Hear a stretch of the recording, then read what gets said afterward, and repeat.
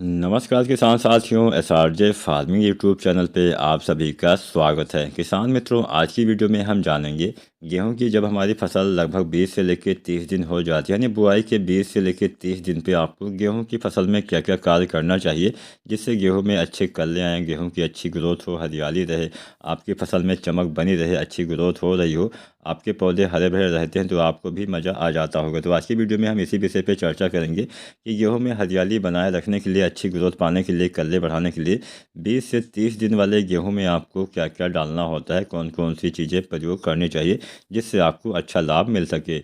नमस्कार किसान साथियों, एसआरजे फार्मिंग चैनल पे एक बार फिर से आप सभी का स्वागत है।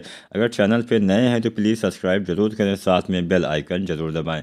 सब्सक्राइब करेंगे तो मेरी अगली सारी वीडियो आप तक आसानी से पहुंच जाएगी। अगर आपके मन में कोई सवाल या कोई सुझाव हो तो नीचे आप कमेंट भी कर सकते हैं। चलिए वीडियो स्टार्ट करते हैं।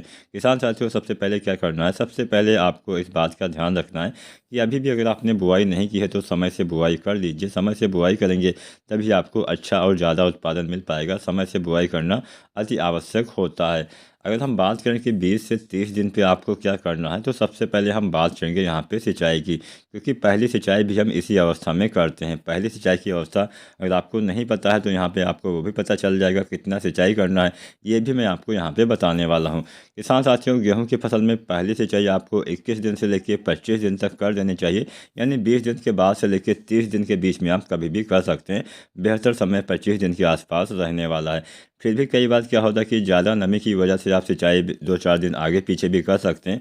अगर आपका खेत थोड़ा जल्दी सूख जाता है तो आप 21 दिन पे भी सिंचाई कर दीजिए। अगर थोड़ा सा नमी है तो 25 दिन, 26, 27, 28 यानी 30 दिन तक आपको कर ही देना है। इससे ज़्यादा लेट आपको नहीं करना चाहिए। अब पहली सिंचाई तो आपने कर दी, सबसे पहला काम तो आपको 20 से 30 दिन के बीच में यही करना है कि पहली सिंचाई करना है। लेकिन पहली सिंचाई कैसे करना है, इस बात पे भी आपको ध्यान रखना है, और पहली सिंचाई पे कौन कौन सी खादें डालनी है ये भी आपको जानना चाहिए। किसान भाइयों, जब हम गेहूं की पहली सिंचाई करते हैं तो पहली सिंचाई हमेशा आपको हल्की करनी होती है, मतलब बहुत ज़्यादा पानी नहीं भरना चाहिए। ज़्यादा पानी भरेगा तो बहुत नुकसान होगा। क्यों नहीं भरना है ये भी मैं आपको बता देता हूँ। किसान साथियों, शुरुआती में जब आपका पौधा 20 से 25 दिन का होता है तो काफ़ी छोटा होता है, जड़ें काफ़ी छोटी होती हैं। क्योंकि जड़ें काफ़ी छोटी होती हैं, पौधे काफ़ी छोटे होते हैं, इसलिए जो आपके पानी का शोषण है वो ज़्यादा मात्रा में नहीं होता है। आपके पौधे ज़्यादा मात्रा में पानी को नहीं लेते हैं, बस उन्हें थोड़ा सा पानी चाहिए जिससे जड़ का विकास हो सके। ये अवस्था जड़ अवस्था भी बोली जाती है। इसको हम क्राउन स्टेज भी बोलते हैं, यानी जड़ वाली अवस्था बोलते हैं। जब जड़ों का विकास स्टार्ट होता है, जड़ों का विकास में तेज़ी आती है, तो इस अवस्था में केवल इतना पानी चाहिए कि आपकी मिट्टी थोड़ा सा गीली हो जाए, आपकी जड़ें जो है वो अच्छे से विकसित हो सके। ज़्यादा पानी डालेंगे तो सबसे ज़्यादा नुकसान ये होता है कि आपकी फसल पीली भी हो सकती है। पानी मान लीजिए भर गया तो फसल में पीलापन आ जाता है। बहुत सारे किसान भाई गलती क्या करते हैं कि मतलब ये सोचते हैं कि हाँ, पहली बार हम पानी डाल रहे हैं तो ज़्यादा मात्रा में पानी भर दें जिससे हमें बार बार पानी यानी बार बार सिंचाई ना करना पड़े। तो ऐसा बिल्कुल भी नहीं करना है। पहली और अंतिम सिंचाई हमेशा हल्की ही करनी होती है। तो हल्की मात्रा में पानी का भराव कर दीजिए। खेत समतल रहता है तो आसानी रहती है, और खेत समतल रहेगा तो काफ़ी अच्छा फ़ायदा भी आपको मिलता है। तो इसलिए मैं बोलता हूँ अपने हर वीडियो में कि आपको हमेशा खेत समतल होना चाहिए। से आपको, अगर आपने अभी तक बुआई नहीं की है तो सबसे पहले खेत को समतल करवा लीजिए, उसके बाद ही बुआई करिए, ताकि आपको सिंचाई में ज़्यादा दिक्कतों का सामना ना करना पड़े।